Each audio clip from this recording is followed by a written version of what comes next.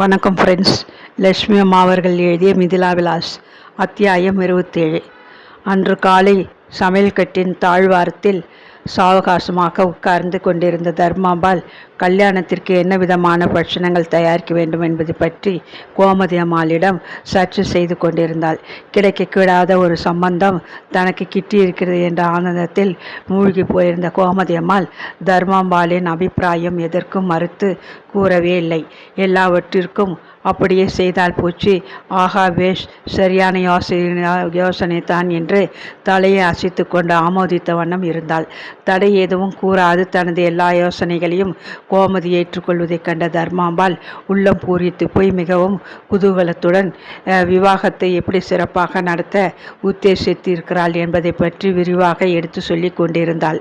தங்களுடைய குழந்தைகளின் விவாகத்தை பற்றி தாய்மார் இருவரும் ஆனந்தமாக சம்பாஷித்து கொண்டிருந்த அந்த சமயம், அம்மா, தந்தி ஊரிலிருந்து வந்திருக்கிறது, என் பெயருக்கு அண்ணா கொடுத்திருக்கிறான் என்று கவலையுடன் கூறிக்கொண்டு கிரிஜா வந்து நின்றாள்.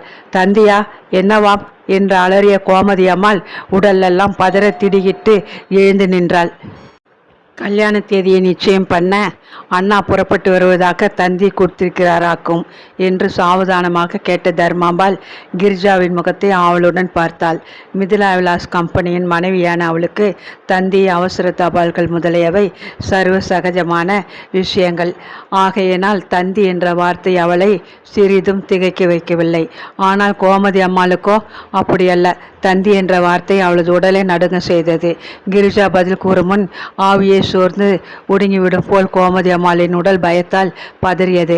அப்பாவுக்கு உடம்பு சரிபடவில்லையாம். உடனே புறப்பட்டு வரும்படி அண்ணா தந்தி கொடுத்திருக்கிறான் என்று கூறிய கிரிஜா லேசாக பொங்கிய கண்ணீரை துடைத்து கொண்டாள்.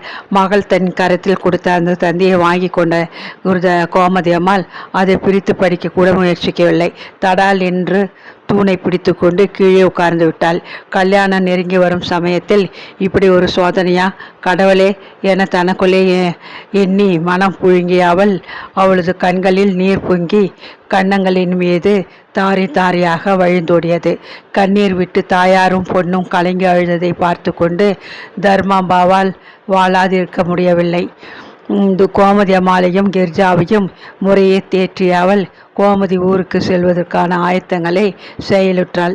கணவருக்கு உடல்நிலை எப்படி இருக்கிறதோ என்ற கவலையும் துக்கமும் எய்தியவளாய் அவசரமாக பெட்டிக்குள் வேண்டிய சாமான்களை திணித்து கொண்டிருந்த கோமதி அம்மாளின் உள்ளத்தை அது சமயம் இன்னொரு பெருங்கவலை வாட்டி கொண்டிருந்தது. கிரிஜாவையும் கூட பம்பாய்க்கு அழைத்து செல்வதா வேண்டாமா? அழைத்து செல்லாவிட்டால் நன்றாக இருக்குமா? கோமதியாவது கிரிஜாவாவது அருகில் இல்லாவிட்டால் திரும்ப வருவதற்குள் தர்மாம்பாளின் மனம் விவாக விஷயமாக மாறிவிட்டால் அவளுடைய அந்த பெருங்கவலையை நொடி பொழுதில் தர்மாம்பாள் நிவர்த்தி செய்துவிட்டாள். சில நாட்களாகவே எங்கே சென்றாலும் தன்னுடன் கூடவே கிரிஜாவை அழைத்து கொண்டு சென்று பழக்கப்பட்டிருந்த தர்மாம்பாளுக்கு மிதிலா விலாசத்தில் அந்த பெண் இல்லாமல் அரை வினாடி கூட பொழுது கழியாது போல் தோன்றியது. ஆகவே அவள், கிரிஜா இங்கேயே எங்களுடன் இருக்கட்டும், நீ மட்டும் போய் பார்த்து விட்டு வா. அப்படி கிரிஜா வர வேண்டும் என்று தோன்றினால் தந்தி கொடுத்தால் அவளை அழைத்து கொண்டு நான் பிளேனில் வருகிறேன், கவலைப்படாமல் புறப்படு கோமு என்று உத்தரவிட்டாள். அவள் சொற்படியே கோமதி அம்மாள் கிரிஜாவை மிதிலா விலாசத்தில் விட்டுவிட்டு தனியே பம்பாய்க்கு புறப்பட்டு சென்று விட்டாள். வரப்போகிற விவாகத்திற்கு இப்படி ஒரு தடங்கள் இடையில் தோன்றியதை பற்றி தர்மாம்பாள் சிறிதும் கவலை கொண்டாள். எனினும் அவள் அதை வெளியில் காட்டிக்கொள்ளவே இல்லை. 4-5 நாட்கள் சென்றன. கோமதி அம்மாளிடமிருந்து வந்த கடிதம் தர்மாம்பாளின் கவலையை இன்னும் சிறிது அதிகப்படுத்தியது என்றுதான் கூற வேண்டும். எந்த இரத்த கொதிப்பு அதிகமாக இருப்பதனால் படுத்த படுக்கையாக இருக்கிறார். உடம்பு குடமாக்கி எழுந்து நடக்க குறைந்தது 1 மாதமாவது பிடிக்கும். அதுவரை குழந்தை உங்கள் எல்லோருடனும் அங்கேயே இருக்கட்டும். இவருக்கு இப்படி திடீரென்று ஏற்பட்ட தேக அசௌகரியத்தினால் நாம் ஏற்கனவே யோசித்து முடித்து வைத்திருந்த தேதி என்று கல்யாணத்தை நடத்த முடியாது என்று நினைக்க வருத்தமாக இருக்கிறது. நமது குழந்தைகளின் விவாக தினத்தை 1 மாத காலம் ஊற்றி போட வேண்டும் என்பது கடவுளின் சித்தமாக இருக்கையில் நம்மால் ஆகக்கூடியது என்ன இருக்கிறது என்று நாசுக்காக கோமதி அம்மாள் எழுதியிருந்த கடிதத்தை படித்த தர்மாம்பாளுக்கு ஒரு குரல் வாய்விட்டு அழ வேண்டும் போல் இருந்தது. இந்த சமயம் பார்த்து இப்படித்தான அண்ணாவுக்கு உடம்புக்கு வர வேண்டும் என்று மனத்திலே தன் சகோதரனை சபிப்பதை தவிர அவளுக்கு வேறு வழி எதுவும் தோன்றவில்லை. ஆனால் கோமதி அம்மாள் தனது அருமை புத்திரிக்கு ரகசியமாக எழுதியிருந்த கடிதத்தில் விஷயம் பின்வருமாறு இருந்தது. வெயிலில் அலைந்து விட்டு வந்த மயக்கமாக படுத்து கொண்டு விட்டாராம் உன் அப்பா. ஒரு நாள் முழுவதும் கண்ணை திறந்து பார்க்கவே இல்லையாம். பயந்து போய் உன் அண்ணா தந்தி அடித்து அமர்க்கலப்படுத்தி விட்டான். நான் இங்கே வந்த பொழுது உன் அப்பா சௌக்கியமாக வழக்கம் போல பேப்பரை வைத்து கொண்டு படித்து கொண்டு உட்கார்ந்திருந்தார். இந்த அசுற்று பிள்ளை பண்ணின தடபுடலுக்காக எனக்கு அவன் மேல் கோபம் ஏற்பட்டாலும் ஒரு விதத்தில் நான் இங்கே வந்தது நல்லதாயிற்று என்றே சொல்ல வேண்டும். கடிதங்கள் பல எழுதியிருந்தும் கல்யாணம் விஷயமாக உன் அப்பா ஒருவித முயற்சியும் செய்யவே இல்லை. சீர் சாமான் வாங்கவும் 2 நகைகள் செய்யவும் கொஞ்சம் பணம் நானாவது சிரமப்பட்டு சேகரிக்க வேண்டி இருக்கிறது. அதற்கு சுமார் 20 நாட்களாவது ஆகும். யாராவது கேட்டால் அப்பாவுக்கு உடம்பு சௌக்கியம், அம்மா வர ஒரு மாதத்திற்கு மேலாகும் என்று சொல்லி கொண்டிரு. நான் வரும் வரை ஜாக்கிரதையாகவும் சமர்த்தாகவும் நடந்து கொள்வாய் என்று எதிர்பார்க்கிறேன். அன்புள்ள கோமதி. கல்யாணத்திற்கு ஏற்பட்ட தடங்கள் கோமதிக்கு பம்பாயில் ஏற்பட்ட பண வறட்சியினால் தான் என்ற உண்மையை அறியாத தர்மாமால் தடங்கள் ஏற்பட்ட காரணத்தை திருஷ்டி மீது சுமத்தினாள். பிள்ளையின் கல்யாணத்தை பற்றி பெருமையாக ஊரில் பிரபலப்படுத்தியதனால் பொறாமைக்காரர்களில் யாருடைய கொடுங்கண்ணோ பட்டிவிட்டது. அதனால் தான் நன்றி ஈஸ்வரனுக்கு அத்தனை பெரியதொரு ஆபத்து வர இருந்தது. கிரிஜாவின் தந்தைக்கு உடம்பு அசௌக்கியமானதற்கும் காரணம் அதுதான் என்று அவள் நினைத்தாள். தர்மாம்பாளின் நம்பிக்கை ஊர்ஜிதம் செய்வது போன்று இன்னொரு சம்பவமும் தொடர்ந்தாற்போல் நடந்தது. கோமதி அம்மாள் பம்பாய்க்கு சென்று ஒரு வார காலம் கழிந்து விட்டது. அன்று காலை மாடியிலிருந்து சமையல் கட்டை நோக்கி நடந்து வந்த அவளுக்கு முந்தைய வாரத்தில் அதே தினம் கோமதியும் தானும் உட்கார்ந்து கொண்டு விவாகத்தை பற்றி பேசிய அந்த ஆனந்தமான சம்பாஷணை நினைவுக்கு வரவே மனதிடையே சஞ்சலமும் துக்கமும் ஏற்பட்டன. நாம் ஒன்று நினைக்க தெய்வம் ஒன்று நினைத்து சதி செய்து விட்டதே என்று எண்ணி ஆத்திரமடைந்த அவளது கண்கள் தரையை கவனிக்கவே இல்லை. வேலைக்காரி அவசரமாக கழுவிவிட்டு சென்ற வழுவழுப்பு நிறைய சிமெண்ட் தரை மீது கிடந்த வாழைப்பழத்தோல் ஒன்றின் மீது காலை வைத்து சர்மாம்பாள் மடால் என்று வேறற்ற விருஷம் போல் பூமியில் சாய்ந்து உருண்டு முற்றத்தில் போய் விழுந்து விட்டாள். அந்த சத்தத்தை கேட்டு சமையல் அறையிலிருந்து எட்டி பார்த்த சௌபாக்கியம் புடவை தலைப்பை வாயில் திணித்து கொண்டு கதருக்கு பின்னால் போய் மறைந்து கொண்டாள். தென்றலை கண்டு துவளும் கொடி போல அவளது பெரும் சரீரம் பீறிட்டு கொண்டு எழுத திருப்பினால் அப்படியும் இப்படியும் குலுங்கி ஆடிக்கொண்டிருந்தது. கையில் மீதியாக வைத்திருந்த வாழைப்பழத்தை ஒரே விழுங்காக விழுங்கிய மைதிலி மாமியார் கண்களில் படாது மின்னலை போன்ற வேகத்தில் மாடி அறைக்கு விரைந்து சென்று விட்டாள். கட்டிலின் மீது போய் தூப்பணி விழுந்த அவள் கணவன் கேட்டதற்கு பதில் கூறாது குலுங்க நகைத்து கொண்டிருந்தாள்.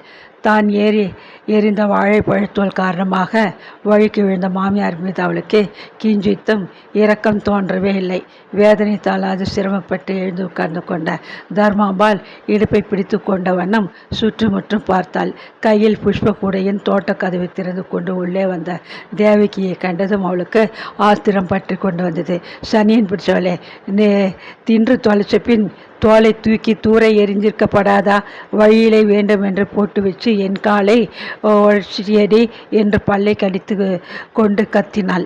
விஷயம் ஒன்று விளங்காத தேவைக்கு விழித்து கொண்டதை காண தர்மாம்பாளுக்கு கோபம் ஒத்து கொண்டு வந்தது. கல் தூண் மாதிரி நிற்காதே, மடமடவென்று இங்கே சித்த வந்து உதவி செய்யேன் என்று விரைந்து கத்தினாள். வேதனை தாங்காது. தேவைக்கு எதுவும் செய்யும் முன் என்னம்மா என்ன என்று பதறிக்கொண்டு ஓடி வந்த கல்ஸ்வர்ணம் கிரிஜாவும் தூக்கி உதவி செய்ய அவர்கள் இருவர் மீதும் சாய்ந்து கொண்டு சிரமத்துடன் காலை நொண்டி கொண்டு மாடி அறையை அடைந்தாள் தர்மாம்பாள். விழுந்த அதிர்ச்சியினால் பாதத்தில் இருந்த சிறு எலும்பொன்று லேசாக நொறுங்கிவிட்டதென்று அபிப்பிராயப்பட்ட டாக்டர் தர்மாம்பாளின் இடது பாதத்தின் மீது பலமான கட்டொன்றை போட்டுவிட்டு 4 வாரங்களுக்காவது அவள் காலை உபயோகப்படுத்தாது ஓய்வாக இருக்க வேண்டுமென்று கூறி சென்று விட்டார். திருஷ்டி மீது தர்மாம்பாளுக்கு ஏற்கனவே ஏற்பட்டிருந்த நம்பிக்கையும் இதனால் இன்னும் ஊர்ஜிதமடைந்து இப்படியும் ஒரு கஷ்டம் ஏற்பட வேணுமோ தெய்வமே என்று சலித்து கொண்டு கண்களில் நீர் மல்க தர்மாம்பாள் படுக்கையில் படுத்துக்கொண்டு டாக்டர் உத்தரவுப்படியே ஓய்வு எடுத்து கொண்டாள். அன்று இரவு தன்னை காண வந்து அருகில் அமர்ந்து கொண்ட கிரிஜாவை கண்டதும் அவளுக்கு ஒரு யோசனை தோன்றது. கால் வீக்கம் குறைந்து முன்போல் எழுந்து நான் நடக்க எத்தனை நாட்கள் ஆகுமோ தெரியவில்லை. அதுவரை ஒவ்வொன்றுக்கும் இவர்கள் எல்லோரும் வந்து அது வேணும் இது வேணும் என்று தொந்தரவு செய்வது எனக்கு பொறுக்கவில்லை. இந்த சாவி கொத்தை நீயே வைத்துக்கொள். வேண்டிய சாமான்களை அவ்வப்பொழுது கேட்டவர்களுக்கே எடுத்துக்கொடு. என் இரும்பு பெட்டி சாவியை தவிர மற்ற எல்லா சாவிகளும் இதில் இருக்கிறது என்றால் எனக்கு என்ன தெரியும், என்னிடம் கொடுக்கிறீர்களே என ஆச்சரியத்துடன் கேட்டாள் கிரிஜா. எல்லாம் தெரிந்து கொள்ள வேண்டியதுதான். எனக்கு உடம்புக்கு அசௌக்கியம் ஏற்பட்டும் ஒரு விதத்தில் நன்மைதான் என்று வைத்துக்கொள்ளேன். இந்த பங்களாவை நிர்வகிக்க உனக்கு பழக்கம் ஏற்பட வேண்டாமா? நாளைக்கு நீதானே இதற்கு எஜமானியாக்கப் போகிறாய். படித்த பெண், உனக்கு இதை அழகாக நடத்த தெரியாமலா போய்விடும். இந்தா பிடி, எடுத்துக்கொள் என்று கூறிய தர்மாம்பாள் சாவி கொத்தை கிரிஜாவிடம் நீட்டினாள். இடுப்பில் சாவி கொத்துடன் மறுநாட்காலை கீழே இறங்கி வந்த கிரிஜாவினால் குரலில் துணித்த அதிகாரத்தை கண்டு சௌபாக்கியம் அசந்து போய்விட்டாள். என்னுடைய மைத அதிசயமாக இருக்கிறது. இந்த வீட்டுக்கு நாட்டு பெண்ணாக வர்றதுக்கு முன்னாடியே இது இப்படி அதிகாரம் பண்ணுகிறதே என்று வியந்து கொண்டதில் உண்மை இருக்கத்தான் செய்தது. தர்மாம்பலின் இடையை அலங்கரித்த சாவி கொத்து கிரிஜாவின் மெல்லிய இடையை அடைந்தவுடன் அந்த பதவிக்கேற்ற குணங்கள் யாவும் தொத்து நோய் போல் சற்றென்று அவளை பிடித்து கொண்டு விட்டன. தனக்கும் ஈஸ்வரனுக்கு இன்னும் மனமாகவில்லை. தான் இன்னும் மிதிலா விலாசத்தின் நாட்டு பெண்ணாக ஆகவில்லை என்ற உண்மை நிலை அவளது அறிவிலிருந்து மறைந்து சென்று விட்டது. அம்மா அம்மா என்று வேலைக்காரர்கள் எல்லோரும் தனது உத்தரவை எதிர்பார்த்து வணங்கி காத்து கொண்டு நிற்பதைக் கண்ட கிரிஜா கட்டுக்கடங்காத கர்வத்தில் உள்ளம் பூரித்து போனாள். தர்மாம்பலுக்காக மிதிலா விலாசத்தின் நிர்வாக பொறுப்பை கிரிஜா எடுத்துக்கொண்டு சில நாட்கள் கூட ஆகவில்லை. அதற்குள் அவளிடம் பலவித மாறுதல்கள் தலை காட்ட ஆரம்பித்து விட்டன. விருந்தினராக அந்த பங்களாவிற்குள் வந்த புதிதில் அந்த வினயபாவமும் புன்சிரிப்பும் இனிமையான மொழிகளும் அவளிடமிருந்து பறந்தோடிவிட்டன. நான் தான் மிதிலா விலாசத்தின் எஜமானி என்பது போல் அவளது நடையில் மிடுக்கும் பேச்சில் அதிகாரமும் காணப்பட்டன. முதல் 2 நாட்டு பெண்களும் இருக்கையில் ஒருவரையும் நம்பாது வரப்போகும் நாட்டு பெண்ணான கிரிஜாவிடம் வீட்டு நிர்வாகத்தை தர்மாம்பாள் ஒப்படைத்ததை கண்ட பீதிலின் உள்ளம் பதைத்தது.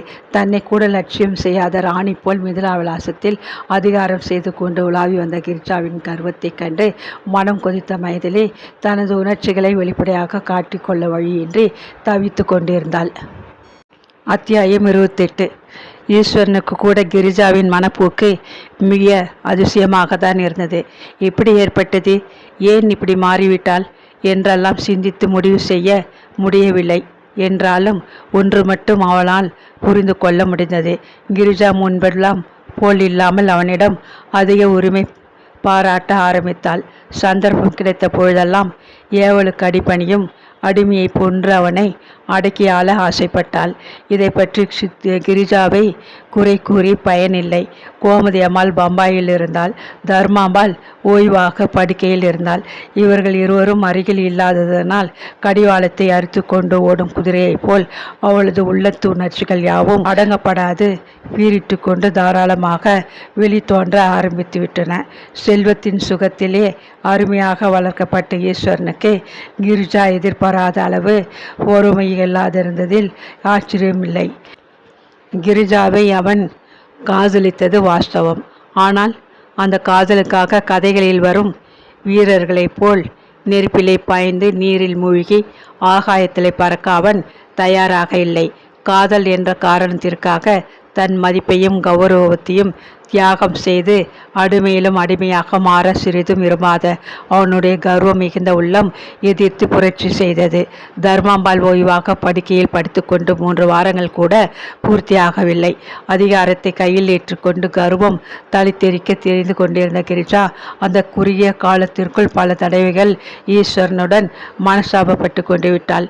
கட்டு மீறி எழும் உணர்ச்சிகளை அடக்க சக்தியற்ற அவள் ஒவ்வொரு சந்தர்ப்பத்தின் பொழுதும் ஈஸ்வரனின் மனம் நோக்கும்படி கடுமையாக பேசுவாள். ஆத்திரம் தணிந்ததும் தனது உண்மை நிலை ஞாபகத்திற்கு வரும். திடீரென்று அவளுக்கு கலக்கம் ஏற்படும். உடனே தனது தவறான செய்கைக்காக வருந்துவதற்கு மிகவும் குழைவாக அவனிடம் மன்னிப்பு கேட்டுக்கொள்வாள். சுட்டெரிக்கும் வெயிலாலும் கொட்டும் மழையாலும் மாறி மாறி தாக்கப்பட்டு சுக்கலாக வெடித்து தூளாகும் பெரும் கட்பாரியைப் போல் ஈஸ்வரன் உள்ளத்தில் வளர்ந்திருந்த காதல் கிரிஜாவின் கோபத்திற்கும் கொஞ்சம் மொழிகளுக்கும் மாறி மாறி இலக்காகி நைந்து கொண்டிருந்தது.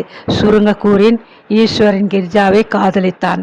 ஆனால் அதே சமயம் அவளது கர்வமும் அதிகாரமும் நிறைந்த மனப்பான்மையை வெறுத்தான். மரியாதைக்கு கட்டுப்பட்டு தனது உணர்ச்சிகளை வகிங்கரமாக எடுத்து கூற இயலாது தவித்த ஈஸ்வரனுக்கு இந்த காதல் நாடகம் குதூகலத்தை கொடுப்பதற்கு பதில் நாளாவட்டத்தில் தாங்கொண்ணாத துக்கத்தையும் வேதனையும் தான் தந்தது. அதுவரை தேவகி தான் அனுபவித்த துன்பங்களை காட்டிலும் பன்மடங்கு அதிக துக்கத்தை அனுபவிக்க ஆரம்பித்தாள்.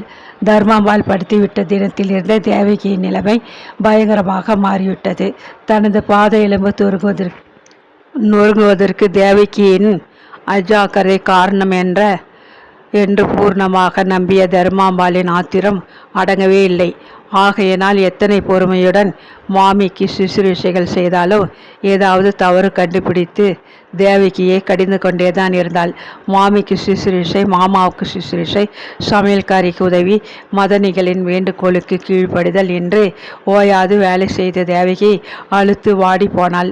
அவளுக்கு ஏற்கனவே இருந்த கஷ்டங்களும் போதாது என்பது போல் அதிகாரத்தை மேற்கொண்ட பின்பு கிரிஜாவும் சந்தர்ப்பம் கிடைத்த போதெல்லாம் தனது விஷமத்தன்மையை அவளிடம் காட்ட ஆரம்பித்தாள். அவ்வளவு எண்ணெய் எதற்கு? தேவையில்லையே. ஏன் பண்டத்தை பாழ் செய்ய வேண்டும்? சிக்கனம் கொஞ்சம் கூட தெரியவில்லையே உனக்கு என்று சாவி குத்தி இடுப்பில் குலுங்க சமையலறையில் வந்து நிற்கும் கிரிஜா தன்னை அதிகாரம் செய்வதைக் கண்டு தேவகியின் உள்ளம் சினத்தினால் பதறும், வெட்கத்தினால் தேகம் நடுங்கும், துக்கத்தினால் உதடுகள் துடிக்கும். குனிந்த தலை நிமிராது பதில் கூறாமல் நின்றாலும் கிரிஜாவின் ஆத்திரம் அடங்காது. வாயை திறந்து பதில் எதுவுமே கூற மாட்டாயோ? பேசினால் முத்து உதிர்ந்துவிடும் போலிருக்கிறது என்று எகத்தாளமாக கூறிவிட்டு மேலே செல்வாள். அந்த சிறுமியின் மனம் நோக தினம் தவறாது ஏதாவது ஒன்றை கூறாவிட்டால் அவளுக்கு பொழுதே போகாது போல் இருந்தது. எவ்வித காரணமுமின்றி கிரிஜா வேண்டுமென்று தன்னிடம் அவ்விதம் நடந்து கொள்கிறாள் என்பதை தேவகி அறிந்தாள்.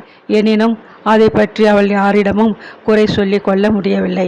தர்மாம்பாளின் அபிமானத்துக்குரிய கிரிஜாவை பற்றி எதுவும் கூறிவிட்டு உயிருடன் மிதிலா விலாசத்தில் அவள் அரைக்கலம் வசிக்க முடியுமா என்ன? தேவகி, மைதிலி, சியாமலா இவர்களைப் போல் கிரிஜாவின் அதிகாரத்தை வாயை மூடிக்கொண்டு ஏற்றுக்கொண்டிருக்க சௌபாக்கியத்தினால் முடியவே இல்லை. மைதிலியை பார்த்து ஏளனமாக புன்னகை செய்வதை போலலாவது அல்லது தேவகியை மனம் நோக்க கடிந்து கொள்வதை போலலாவது தன்னிடம் கிரிஜா ஏதாவது விஷமம் செய்யட்டும் என்று கருவி கொண்டு அஞ்சிய சௌபாக்கியத்தின் வழிக்கு கிரிஜா வரவே இல்லை. தர்மாம்பாள் கால் குடமாக்கி கட்டி எடுக்கப்பட்டது என்றாலும் அவளுக்கு நன்றாக எழுந்து நடமாட பயமாக இருந்ததினால் முன்போல் அவர்களுடன் வெளியே கிளம்பாது தனது அறையிலேயே ஓய்வாக இருந்தாள். கடைத்தெருவில் சில சாமான்கள் வாங்கி வரும் நிமித்தம் அவசரமாக தன்னை அலங்கரித்து கொண்ட கிரிஜா கண்ணாடியில் பிரதிபலித்த தனது மோகன உருவை மிக்க ஆர்வத்துடன் பார்த்து கொண்டு நின்றாள். இன்னும் 5 நிமிஷங்கள் தான் பொறிப்பேன். ரெடி ஆகாவிட்டால் நான் புறப்பட்டு போய் விடுவேன் என்று பொறுமையை இழந்த ஈஸ்வரன் ஒருமுறை எச்சரித்துவிட்டு தனது அறைக்குள் சென்று உட்கார்ந்து கொண்டான். அன்று வெளியில் தனக்கு சொந்த அலுவலர்கள் பல இருப்பதாக கூறியும் பிடிவாதமாக தன்னுடன் கடைகளுக்கு கிரிஜா புறப்பட்டது ஈஸ்வரனுக்கு பிடிக்கவே இல்லை. மேலும் தன்னை அலங்கரித்து கொள்ள அவள் செய்த தாமதமேறு அவனது பொறுமையை சோதித்து கொண்டிருந்தது. கோபத்துடன் தனது அறைக்குள் முன்னும் பின்னும் உலாவிக் கொண்டிருந்தான் அவன். தர்மாம்பாள் தாராளமாக கொடுத்த பணத்தை கொண்டு முதல் நாள் கடையில் தான் ஆசையுடன் வாங்கிய வெள்ளை ஜார்ஜெட் புடவை தனது மேனைக்கு எடுப்பாக இருப்பதைக் கண்டு பூரித்து போன கிரிஜா மேஜை மேல் தனக்காக வைக்கப்பட்டிருந்த காஃபி பாத்திரத்தை கையில் எடுத்து வெல்ல வருக வாயருகில் கொண்டு போனாள். அடுத்த நிமிஷம் துள்ளி கொண்டு பாத்திரத்தை கீழே வைத்தாள். கொதிக்கிற காப்பியை அப்படியே கொண்டு வந்து வைத்து விட்டது சனியன் என்று தேவகியை கடிந்து கொண்ட அவளுக்கு தூக்கி வாரி போட்டது. அழகிய வெண்ணிற ஜார்ஜெட் புடவையின் பல இடங்களில் காஃபி துளிகள் சிதறி அதனை பாழ்படுத்தி விட்டிருந்ததை கண்டாள். அவசரமாக புடவையை களைந்து வேறு ஒன்றை உடுத்தி கொண்டு அவள் திரும்புவதற்கும் தேவகி வருவதற்கும் சரியாக இருந்தது. அவளை கண்டதும் கிரிஜாவுக்கு கோபம் பொத்து கொண்டு வந்தது. கொதிக்கிற காப்பியை கொண்டு வந்து வைத்து என் நாக்கை கொப்பளிக்க செய்து விட்டாயே, கெட்டிக்காரிதான் என்று எரிந்து கிரிஜாவின் முகத்தை பயத்துடன் பார்த்து கொண்ட தேவகிக்கு என்ன பதில் கூறுவதென்று தெரியவில்லை. ஏனெனில், என்னம்மா கிரிஜா, என்ன என்று கேட்டுக்கொண்டே நொண்டியபடி தர்மாம்பாள் அங்கே வந்து கொண்டிருந்தாள். ஒன்றுமில்லை என்று அவள் கூறியிருந்தால் மேலே ஒன்றும் நடந்திருக்காது. ஆனால் புது புடவையை ஆசையுடன் உடுத்தி கொண்டு வெளியே போக சுத்தமாயிருந்த போது அதை நாசம் செய்வதற்கு காரணபூதமாக இருந்த தேவகியை எளிதில் விட்டுவிட அவள் விரும்பவில்லை. பாருங்கள் அத்தை, தேவகி செய்த காரியத்தை. வேண்டுமென்றே கொதிக்கிற காப்பியை கொண்டு வந்து வைத்து என் புடவையை நாசப்படுத்தி விட்டாள். அவர் அவசரப்படுவதற்கு தகுந்தாற்போல்தான் எல்லாம் நடக்கிறது என்று முணுமுணுத்தாள் கோபத்துடன். மாமி, நான் வேணுமென்று செய்யவில்லை, வந்து என்று குழறியபடி பதிலளித்த தேவகி மேலே எதுவும் கூறும் முன் தர்மாம்பாள் பாதத்தில் ஏற்பட்ட உபாதையை கூட கவனியாது ஒரே எட்டில் அவளை அணுகி, வந்தாவது போயாவது நீ வேண்டுமென்றே தான் செய்திருப்பாய். நான் படுத்த படுக்கையானதிலிருந்து நீ ரொம்ப துளுத்து போயிருக்கிறாய் என்று கையை ஒடுக்கி கொண்டு ஓங்கி நறுக்கிற தலையில் கூட்டினாள். சரி அத்தை, அவளை விட்டு விடுங்கள் என்றே பரிந்து பேசுவதை போல் கூறிய கிரிஜா, இதோ இந்த புடையை முதல் கொண்டு போய் சோப்பு போட்டு உலரவை, இல்லாவிட்டால் காப்பி கரை லேசில் போகாது என்று தரையில் கிடந்த புடவை வாரி சுற்றி தேவைக்கு பக்கம் எறிந்தாள். முகத்தின் மீது பட்டு தொப்பென்று தரையில் போய் விழுந்த புடவையை குனிந்து எடுத்துக்கொண்ட தேவைக்கு திரும்பி பார்த்தாள். கோபத்துடன் முகம் சிவக்க பார்த்து கொண்டு நின்ற ஈஸ்வரனை கண்டதும் அவளது உடல் அவமானத்தினால் குன்றி போயிற்று. துக்கம் தொண்டையை அடைத்தது, கண்களை நீர் பார்த்தது. அதற்கு மேல் அங்கே நிற்கவும் வெட்கி மானை போல் மிரட்சியுடன் மாடிப்படிகளில் ஓடி கீழே மறைந்து சென்றாள். கிரிஜா தேவகியிடம் நடந்து கொண்ட முறையைக் கண்டு வெகுண்டு போன ஈஸ்வரன் எதுவும் பேசவில்லை. சில தினங்கள் சென்றன. பம்பாய் சென்றிருந்த கோமதி அம்மாள் அந்த வார இறுதியிலே வருவதாக கடிதம் போட்டிருந்தாள். அதை கண்ட தர்மாம்பாளுக்கு புது உற்சாகம் ஏற்படவே காலில் ஏற்பட்ட வலியை கூட பொருட்படுத்தாது கல்யாண முஸ்துவிகளில் மீண்டும் திடீரென்று ஈடுபட ஆரம்பித்து விட்டாள். அன்று காலை ஆஃபீஸிற்கு செல்வதற்காக சந்திரசேகரன் ஈஸ்வரனும் கீழே இறங்கி வந்து கொண்டிருந்தார்கள். வாய் பொறுத்து ஹாலில் இறைந்த குரலில் தர்மாம்பாள் பேசிக்கொண்டிருப்பதைக் கண்டு கிரிஜாவும் மைதிலியும் ஆவலுடன் விஷயம் என்ன என்று காண அங்கே விரைந்து சென்றனர். எதேச்சியாக வாசல் ஹால் பக்கம் வந்த தர்மாம்பாள் ஹாலுக்குள்ளே தயங்கியபடி நின்று கொண்டிருந்த இளம் பெண்களை கண்டாள். மேலும் கீழும் ஏற இறங்க அவர்களை சந்தேகத்துடன் ஒருமுறை கண்காணித்துவிட்டு, என்ன வேணும், நீங்கள் எல்லாம் யார் என்று அதட்டலாக வினவினாள். பசுபதி ஐயரையாவது அவர் குமாரர் சந்திரசேகரனையாவது நாங்கள் பார்க்க வந்திருக்கிறோம். நாங்கள் தேவி குலத்து பெண்கள், காலேஜில் படிக்கிற பெண்கள். எங்கள் காலேஜ் கட்டிட நிதிக்காக ஒரு நாடகம் நடத்த ஏற்பாடு செய்திருக்கிறோம் என்று தயங்கி கூறிய பெண்களில் ஒருத்தி கையில் இருந்த டிக்கெட் புஸ்தகத்தை திறந்தாள். அவ்வளவுதான். ஆவேசம் பிடித்தவள் போல் தர்மாம்பாள் துள்ளி குதித்தாள். உங்களுக்கெல்லாம் வேலை ஒன்றும் கிடையாதா? பொழுது விடிந்தால் பொழுது போனால் ஒரு டிக்கெட்டை எடுத்து கொண்டு வந்து நிற்கிறீர்களே, சதா இந்த தொந்தரவு தானா என்று இறைந்து கத்தினாள். கோபப்படாமல் கேளுங்கள் மாமி, அதிகம் ஒன்றும் செய்ய வேண்டாம், ஒரு டிக்கெட்டை மட்டும் வாங்கினால் போதும் என்று அந்த பெண்களில் ஒருத்தி வினயமாக கேட்பதை காதிலே வாங்கி கொள்ளாது, அதுதான் சொல்லிவிட்டேனே, இங்கே ஒன்றும் நடக்காது என்று, பின் ஏன் மளவளவென்று பேசிக்கொண்டு நிற்கிறேன், போங்களடி பெண்களா என்று எரிந்து விழுந்தாள் தர்மாம்பாள். அவ்விருவர்களில் ஒரு துணிச்சல் மிக்க நிரம்பிய பெண் ஒருத்தி தர்மாம்பாளை அலட்சியமாக நிமிர்ந்து பார்த்து, இல்லை என்றால் போய்விட போகிறோம், அதற்கு இனத்திற்கு கண்ணா பின்னாவென்று பேச வேண்டும் என்று கேட்டுவிட்டு மிடுக்காக வெளியே செல்ல திரும்பினாள். யாசகம் கேட்க வந்த இடத்தில் பேச்சை பார் என்ற தர்மாம்பாள் பதிலுக்கு கோபத்துடன் பல்லை கடித்து கொண்டாள். அது சமயம் ஹாலுக்குள்ளே வந்து கொண்டிருந்த சந்திரசேகரன், என்னம்மா, என்ன கலாட்டா என்று தாயாரே கேட்டான். ஒன்றுமில்லை, ஏதோ 2 பெண்கள் என்னவோ டிக்கெட் விற்கணுமாம், வேலை இல்லை, போக சொல்லிவிட்டேன் என்று ஆத்திரத்துடன் பதிலளித்தாள். வாய்ப்புறம் சென்று எட்டி பார்த்த சந்திரசேகரனுக்கு கோபம் பொத்து கொண்டு வந்தது. தாயாரின் கடுமையான மொழிகளை கேட்டு மனம் புண்பட்டு வெளியே சென்று கொண்டிருந்த அந்த 2 பெண்களில் ஒருத்தி அவனது சிநேகிதனின் மனைவியாக இருந்தாள்.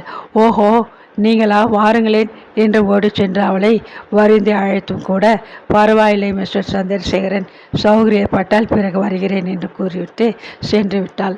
தாயார் தன் இளைய சகோதரன் பால் காட்டி வந்த அதிகப்படியான சலுகைகளை பற்றி மனைவி மூலம் கேள்வியுற்றிருந்த சந்திரசேகரனுக்கு சில நாட்களாகவே எல்லோர் மீதும் துவேஷம் ஏற்பட்டிருந்தது.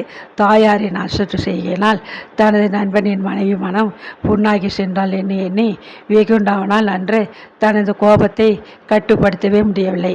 ஹாலுக்குள் தடதடவென்று திரும்பி வந்த அவன், அம்மா, உனக்கு புத்தி வழங்கி விட்டதா என்ன? யாரை பார்த்தாலும் கொஞ்சம் கூட மரியாதை இல்லாமல் இப்படி கூச்சலிடுகிறாயே என்று உரத்த குரலில் கேட்டான். தர்மாம்பாள் திடுகிட்டாள். எனினும் விட்டு கொடுக்காமல், யாரோ 2 குட்டிகளை சொன்னால் அதற்கு நீ ஏன் கூத்தாடுகிறாய் என்றாள். யாரோ ஒருத்தி, அந்த ஒருத்தி என் சிநேகிதின் மனைவி. என்னை பற்றி என் சிநேகிதன் கேவலமாக நினைத்து கொள்வதற்கே இது போதாதா? ஆனாலும் நான் பார்த்து கொண்டுதான் வருகிறேன். உனக்கு வயது இவ்வளவு ஆகியும் மட்டு மரியாதை தெரியவில்லை. நான் வருவதற்குள் உனக்கு அத்தனை பொறுமை இல்லை அல்லவா? நான்சென்ஸ் என்ற ஆங்காரத்துடன் வார்த்தைகளை வாரி வீசிய சந்திரசேகரன் மேலும் அங்கு நிற்க பிடிக்காதவன் போல் விரைந்து சென்றான். எல்லோர் முன்னிலையிலும் அவமானப்படுத்தப்படுவது என்பது எத்தனை பயங்கரமானதொரு சம்பவம் என்பதை அன்றுதான் தர்மாம்பாள் உணர்ந்தாள். ஈஸ்வரன், கிரிஜா, மைதிலி, வேலைக்காரர்கள் எல்லோரும் முன்னிலையிலும் துச்சமாக தன்னை தூக்கி எறிந்த சந்திரசேகரன் பேசிவிட்டு சென்றதை கண்டு அவளுக்கு துக்கம் நெஞ்சை அடைத்து கொண்டது. கண்களில் நீர் பொங்கி கன்னங்களின் மீது வழிந்தோட தர்மாம்பாள் ஆசனம் ஒன்றில் தொப்பென்று உட்கார்ந்து விட்டாள். அதற்கு மேல் அங்கே நிற்பது அபாயம் என்பதை கண்ட மைதிலி மெல்ல நழுவிவிட்டாள். கிரிஜாவும் அவளை தொடர்ந்து சென்று பின்கெட்டில் மறைந்து கொண்டாள். வேலைக்காரர்கள் யாவரும் பந்தசுவடு தெரியாது பதுங்கிவிட்டனர். மிதிலா விலாசத்தின் எஜமானியான தர்மாம்பாள் கைகளால் முகத்தை புதைத்து கொண்டு விக்கி விக்கி அழ ஆரம்பித்தாள். குற்றம் நிறைந்தவள்தான். எனினும் தர்மாம்பாள் பெற்ற தாயல்லவா? பச்சிளம் குழந்தையைப் போல் கண்ணீர் விட்டு அழுது கொண்டிருந்த அவளை கண்டு ஈஸ்வரன் மனம் பச்சுதாபம் அடைந்தது. அம்மா, விட்டு தள்ளு.